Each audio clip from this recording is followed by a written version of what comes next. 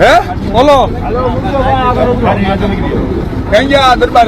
બોલો દરબાર ખડતો કર્યો તમારો ખડતો કર્યો અહીંયા કેટલા 70 ભાવ હતો કેટલા 70 તરી કાપ્યા કયું યાર્ડ છે કયું યાર્ડ છે માંગી લીધો ને પાછા તમે એમ કહો હરાજી નથી કરી હા 13 માં માંગ્યો તો તમે કેમ અત્યારે પકડી ગયા ચલો વાગ્યા શું કીધું તમને શું કીધું તમને આ કયા માર્કેટિંગ યાર્ડમાં આવ્યા તમે શું કે છે આવડા આ કપાસ ઉપર તો છે એને નહીં જોયો હોય હાથ નાખીને હાથ નાખીને નહીં જોયું હોય એને બરાબર આનો શું ભાવ કરાવવાનો છે કોને લીધો કપા કોને લીધો ભાઈ કપા કોને લીધો હું લેવા પાછો ભરાયો તો તમારે નથી હાથ નાખી જોવો તો અરે ગમે ત્યાં હાથ નાખીને તો ભાવ હું લેવા કીધો ભાવ તો હરાજીમાં થાય છે ને તો હરાજી ભાવ થાય બીજી કોઈ ખૂણે હાથ નાખીને તમારે ભાવ કરવાનો તમારે જોવું પડે શું લેવા ને લ્યો છો હું લેવા ને તમે ખેડૂત હેરાન હું લેવા કરો છો તમને નો પોઈન્ટ તમે એમ કે કરી દો કરી નાખવાનો એટલે મારો 1100 શાળા લીધો તો મીડિયમ છે એમાં બોલાય કાંઈ બધામાં કડદાજ કરો છો તો આજે તમે 1650 ના ભાવ નો આ કપા ભેગો કરો છો 1650 ના ભાવ નો નાખેલો છે એમાં આ ભેગો નાખો છો તો એમાં તમારે કઈક ફાયદો મળતો હોય વાંધો ને લઈ જ લે કપા કપા હું ભાવમાં ભરાયો તમારો આ 70 માં હા તો 70 માં લે લઈ લો કોને લીધો ભાઈ પુરાય ની 14 ક્યાં ગયો માલ ગરમ હોય ને એટલે નો લેવાય તમારે ફરતી હરાજી થાય ફરતી હરાજી થઈશ ફરતી હરાજી તમે 10 ઓછા કરો ચાલે તમે 500 નો ફેર રાખશો કેમ 500 નો ફેર નહીં તમારે હરાજીમાં જાય તમારે પોહાય તો દેવા નકર ના પાડી દેવાની ભરીને પાછો લઈ એમ નહીં એકવાર કપાસ જોયો વેપારી કપાસ જો અંદર વેપારી હાથ નાખીને જોઈ લેવો પડે ને વેપારી બધી કોઈ વેપારી જોઈને હાથ નાખીને જોઈ લે આખો કપા પછી આ કપા તમે કપા પણ તમે માલ જોયો તો તમારે જોવો તો પડે ને દાદા લાડુ નહીં અવાજ નહીં હો જરા કે અવાજ મહેરબાની કરીને નહીં અવાજ નહીં રાડુ ને અવાજ નહીં કરવાનો ભાઈ 1351 માં તમે લીધો ને પણ માલ મોડો તમને જોવાની ક્યાં ના પાડી હતી ભાઈ તમને જોવાની ના પાડી હતી માલ મોડો હતો ત્યાં અરે માલકોટ તમારે વિચારવાનું કેમ લેવું તમારે વિચારવાનું માલકોટ કરી જાઓ ઊંડા ઉતરો 10 ફૂટ 50 ફૂટ ખોદો એટલે બોટાદ ન કરતો 1351 નો ખરીદેલો 1225 ઉકરો આપો ભાઈ ઉભા રહ્યો ભાઈ ઉભા રહ્યો પાકું કરો હાલ પેલા લેવા વાળા ભાઈ કરદા વાળા ફોટો તો જોવો છે ને મોટું જોવું પડશે ને કોણ છે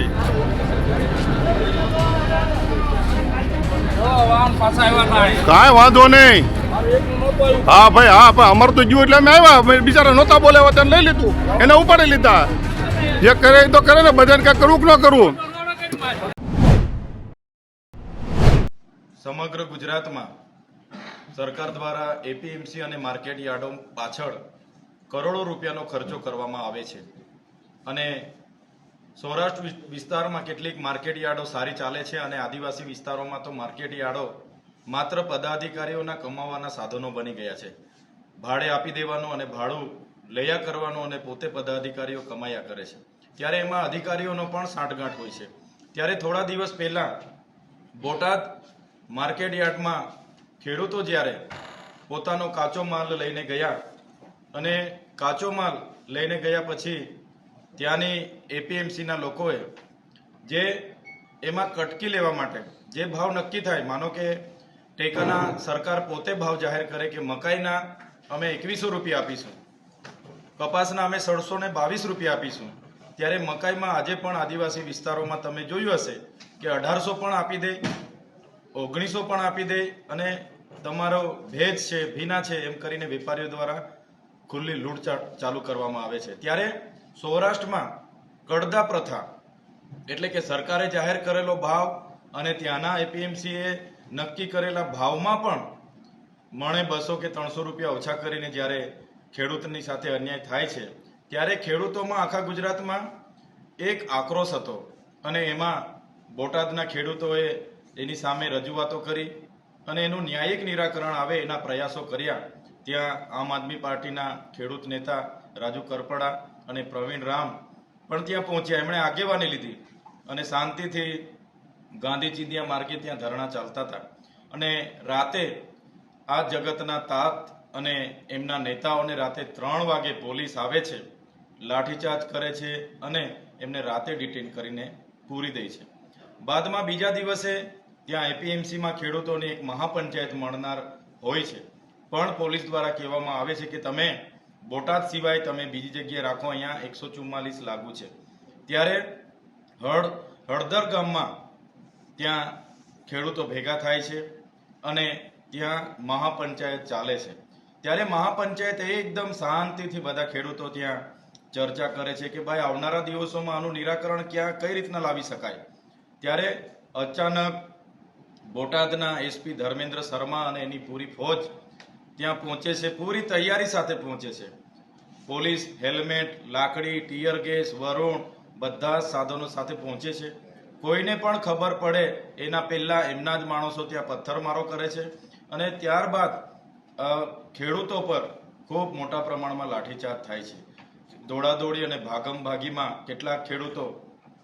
ઈજાગ્રસ્ત પણ થયેલા છે, સારવાર હેઠળ પણ છે. અને આ પોલીસ દ્વારા અમાનવીય વર્તન દાખવીને કેટલાક દરવાજાઓ તોડીને ગામના પણ કેટલાક લોકોને ઘસડીને મારવામાં આવે છે. મીડિયાના એક બેન જ્યારે એનું લાઈવ રેકોર્ડિંગ કરતા હતા, એનો પણ મોબાઈલ છૂટવીને એની સાથે પણ અમાન્ય વ્યવહાર કરવામાં આવે છે. જેવી જે ઘટના બોટાદ ખાતે બની છે તો આપણે બધાએ જોયું છે. જો પોલીસનું એસપીનું કહેવાનું હતું કે પરવાનગી નથી લીધી, ગુજરાતમાં ભાજપના એટલા બધા કાર્યક્રમો ચાલે છે ત્યારે તો કોઈ પરવાનગીની જરૂર નથી પડતી, અને વિપક્ષ તરીકે આમ આદમી પાર્ટી કોઈ પણ કાર્યક્રમો કરે ત્યાં 144 લગાડી દેવામાં આવે, પરવાનગી ન આપવામાં આવે. અને પરવાનગી નથી લીધી તો તમારે તો ત્યાં જવાનું હતું, તમારે સભાને જોવાની હતી કે ભાઈ કાયદો વ્યવસ્થા બગડવો ના જોઈએ. અને સભા પૂરી થયા બાદ અગર તમને એવું લાગતું કે આ લોકોએ કાયદો વ્યવસ્થા બગડેલો છે, આ લોકોએ કાયદો હાથમાં લીધો છે, તો તમે કાયદેસર કરી શકવાના હતા. છતાં પોલીસે જાણી જોઈને ત્યાંના જગતના તાતો પર જે અત્યાચાર ગુજાર્યો છે એનો અમે સખત શબ્દોમાં એને વખોડી કાઢીએ છીએ. અને આવનારા દિવસોમાં એ ખેડૂતોના ન્યાય માટે અને ગુજરાતના ખેડૂતોના ન્યાય માટે આજે આદિવાસી વિસ્તારોમાં મકાઈ મબલક પ્રમાણમાં પાકે છે. આખું વરસ ખેડૂતનો પરિવાર એમાં જીવ ઝોકી દે છે અને પરસેવો પાડે છે, અને પાક લઈને જ્યારે બજારમાં જાય છે, સરકાર એક બાજુ કહે છે કે 2100 રૂપિયા અમે ટેકાનો ભાવ જાહેર કર્યો છે, અને ત્યાં જાય એટલે 1700-1800 રૂપિયામાં વેપારી પડાવી લે છે. કપાસનો ભાવ 1620 રૂપિયા જાહેર કરવામાં આવ્યો છે, અને જ્યારે ખેડૂત નાખવા જશે એને 1200 ને 1250 રૂપિયા આપી દેવામાં આવશે. એ જ પ્રકારે મગફળી હોય, તુવેર હોય, તુવેર માત્ર 70 રૂપિયા કિલો લેવામાં આવે છે, અને એ જ તુવેરની દાળ બજારમાં તમે ખાલી એ ભવડાવીને બજારમાં મૂકીને લેવા જાઓ તો કિલોના 200 રૂપિયા. તો આટલી મોટી કાટકી જે વચ્ચે થાય છે વેપારીઓ દ્વારા, દલાલો દ્વારા અને કેટલાક નેતાઓના મિલીભગતથી, એનો અમે વિરોધ કરીએ છીએ. આવનારા દિવસોમાં આદિવાસી વિસ્તારના તમામ એપીએમસીઓમાં હું પોતે મારી ટીમને લઈને જવાનો છું, અને ત્યાં અમારા લોકો સાથે જે કડદા પ્રથા દ્વારા જે અન્યાય થાય છે એ અન્યાય નાબૂદ કરવાના પ્રયાસો અમે કરીશું. બોટાદના ખેડૂતો સાથે જે પણ થયું છે એ ખેડૂતો સાથે અમે બધા જ છે. જ્યારે અમને જરૂર પડશે બોટાદ પહોંચવાની કે ગાંધીનગર પહોંચવાની, હજારોની સંખ્યામાં આ વિસ્તારમાંથી પણ ખેડૂતોને સાથે રાખીને અમે પહોંચીશું. અને આવનારા દિવસોમાં આ જગતના તાત સાથે અમે છે, અને જગતના તાત સાથે થયેલો લાઠીચાર્જ, અન્યાય અમે ક્યારે સહન કરવાના નથી.